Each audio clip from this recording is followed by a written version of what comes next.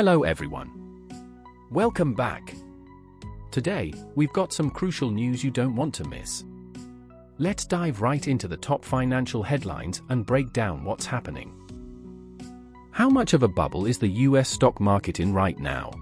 This is a burning question that's been troubling Wall Street and investors everywhere. Even Warren Buffett, the legendary investor, has left people scratching their heads with his latest moves, hoarding massive amounts of cash instead of diving headfirst into the stock market. Buffett's strategy isn't just a quirk. His track record shows that this cautious approach has helped him avoid nearly every major market crash. So, what does it mean when Buffett goes heavy on cash? Could it be a sign that the US stock market is heading for trouble? It's not just Buffett's actions that raise eyebrows. Over the past 2 years, the S&P 500 index has surged by 54%, marking the largest two-year gain since 1957. When markets perform this well, it's natural for people to question the risks. According to The Economist, there are 3 ways to evaluate whether the US stock market is in bubble territory. Here's a breakdown. 1. Investor sentiment, overly optimistic? One way to gauge if a bubble exists is by looking at investor sentiment. Surveys show that 56% of American investors are convinced the stock market will rise in 2025. How high is 56%? Historically, it's rare for so many investors to be this confident heading into a new year. In most years, only about 30% of investors express such unwavering optimism. By this measure, The Economist argues that investor sentiment is unusually high, a classic warning sign. 2. Big bets on the bull market. High sentiment is one thing, but actions speak louder than words. Are investors putting their money where their mouths are? Yes, and in a big way. In 2024, investors poured a staggering $450 billion into US stock funds. Additionally, the share of stocks in investment portfolios is at an unusually high level compared to history. This overallocation suggests investors might be overcommitting to equities, adding to the bubble risk. 3. Sky-high valuations. Finally, The Economist examined whether stocks are overvalued. Buffett himself has hinted that prices are too high, making future returns look bleak. A good example? Some popular stocks boast price-to-earnings (PE) ratios of 160x or even 170x. That's eye-wateringly expensive. For a deeper dive, The Economist leaned on Yale professor Robert Shiller's CAPE ratio, cyclically adjusted price-to-earnings. The CAPE ratio reveals that US stocks are priced at levels historically associated with poor long-term returns. The big picture, bubble warnings from all angles. Whether it's investor sentiment, oversized bets, or sky-high valuations, The Economist argues that the signs all point to a bubble in the US stock market. A final thought. As we look ahead to 2025, it's worth taking a step back. Instead of being overly confident, it's better to approach the markets with humility and caution. After all, a level-headed mindset is key to successful investing. What do you think? Are we on the brink of a market correction, or will the bull run continue? Share your thoughts. Today's second news, we should know Biden commute sentences for 37 death row inmates, what it means. In a major announcement today, President Joe Biden commuted the sentences of 37 out of the 40 federal death row inmates in the US, reducing their punishment to life imprisonment without the possibility of parole. This sweeping decision leaves just 3 individuals still facing the death penalty, including the Boston Marathon bomber, whose crimes are widely regarded as exceptionally heinous. This move has sparked significant debate across the country.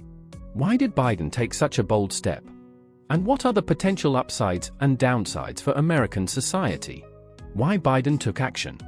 Biden's decision aligns with his long-standing opposition to the death penalty. He has previously argued that capital punishment is flawed, citing issues like racial bias, wrongful convictions, and its failure to deter crime. By commuting these sentences, Biden hopes to set an example for reforming the justice system and shifting the focus toward rehabilitation and equity. The positive impacts. Supporters of Biden's move believe this is a step toward a more humane justice system. Eliminating the death penalty reduces the risk of executing innocent people, a concern that has haunted the US legal system for decades. It could also pave the way for broader criminal justice reforms, encouraging states to reconsider their own death penalty policies. The controversy. On the other hand, critics argue that commuting these sentences denies justice to victims and their families, particularly in cases involving egregious crimes. Opponents also worry this decision could undermine the deterrent effect of capital punishment and send the wrong message about accountability. What's next? Biden's move is sure to fuel ongoing debates about the future of the death penalty in the US. It's a highly polarizing issue, and his actions have already drawn both praise and criticism from different corners of society. What's your take? Does this decision reflect progress, or does it raise more concerns than it resolves? Next, House Ethics Committee unveils damning report on Matt Gaetz. The U.S. House Ethics Committee today released a 37-page report after over a year of investigation into former Congressman Matt Gaetz. Once floated as a potential U.S. Attorney General nominee under Trump, Gaetz is now facing serious allegations that have rocked American politics and drawn sharp public scrutiny. Key findings of the report. The Ethics Committee's report details misconduct spanning from 2017 to 2020. The most shocking allegations include Gaetz repeatedly paying women, including a 17-year-old girl, for sexual encounters. The report also points to an incident during a 2018 trip to the Bahamas, where similar behavior allegedly occurred. Ahead of the report's release, Gaetz made a last-ditch effort to block its publication by filing a lawsuit against the Ethics Committee. However, the committee pressed forward, voting overwhelmingly, with only one dissenting vote, to make the findings public. Gaetz' preemptive damage control. Fully aware of the damaging revelations to come, Gaetz attempted to get ahead of the story last week. In a public statement, he acknowledged his past behavior, describing his 30s as a time when he worked hard and played hard. While insisting his actions weren't criminal, he admitted they were embarrassing, citing excessive partying, drinking, and relationships as lapses in judgment. Gaetz framed these as youthful mistakes, emphasizing that he has since moved on from that lifestyle. Political fallout. The report has intensified criticism from both the public and within Gaetz' own Republican Party. Many GOP lawmakers have distanced themselves, and prominent senators have voiced strong opposition to his potential nomination as Attorney General. The Ethics Committee's decision to release the report highlights the growing demand for accountability in public office. A crisis averted for American justice. This report and the backlash surrounding Gaetz may have spared the US a significant crisis. Imagine someone with such a controversial history overseeing the Department of Justice. What message would that send about the integrity of America's legal system? This incident underscores the importance of ethical oversight and public accountability in maintaining trust in government institutions. What are your thoughts on the implications of this report? Do you think this marks the end of Gaetz' political career? Fourthly, here are three stories tied to Trump, Musk, the Federal Reserve, and Greenland. Today's news delivers a fascinating mix of developments linking former President Donald Trump to Elon Musk, the Federal Reserve, and even the purchase of Greenland. These stories reflect Trump's knack for sparking controversy, Musk's push to challenge authority, and ongoing debates about US geopolitical ambitions. Let's delve deeper. 1. Trump denies Musk's presidency amid growing speculation. Over the weekend, Trump addressed a rising wave of rumors, satire, and outright fabrication suggesting that Elon Musk wields greater influence than him, or might even become president. The speculation gained traction after a highly realistic but fake social media post circulated, purporting to show Trump crediting Musk for his 2024 election victory. Adding fuel to the fire, memes and cartoons humorously depicted Musk seated at the resolute desk in the Oval Office, with Trump standing aside. In one popular image, Musk allegedly declares, "I paid for this election. This seat is mine." These narratives have spilled beyond Democrats and Musk's fans, with even some Republicans joining in the humor. However, the underlying tone suggests unease about Musk's growing influence in politics and technology. At a conservative gathering in Phoenix, Trump chose to address the rumors directly, delivering a mix of seriousness and humor. He denied claims that Musk could replace him as president. "No, he will not be president. It's a hoax." Trump went on to praise Musk's intelligence but ended with a trademark quip, "He can't be president. You know why? He wasn't born in this country. Ha ha." This moment highlights Trump's unique approach to engaging with public discourse, combining defiance with humor. His comments also appear to subtly encourage Musk to remain in his lane, reflecting the growing tension between the two influential figures. 2. Musk criticizes the Federal Reserve. Shifting the spotlight, Elon Musk made waves today by launching a critique against the Federal Reserve, accusing the institution of being overstaffed and inefficient.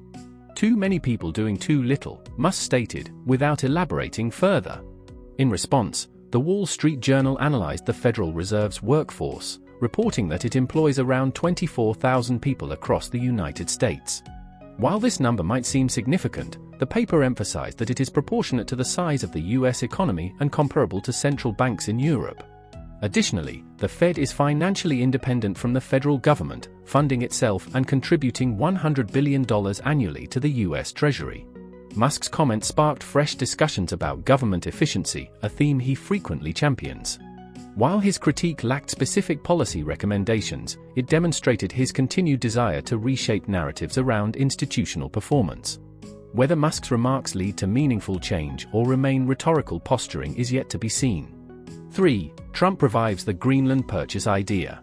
In an unexpected move, Trump once again expressed interest in purchasing Greenland, a controversial idea he first proposed during his presidency in 2019.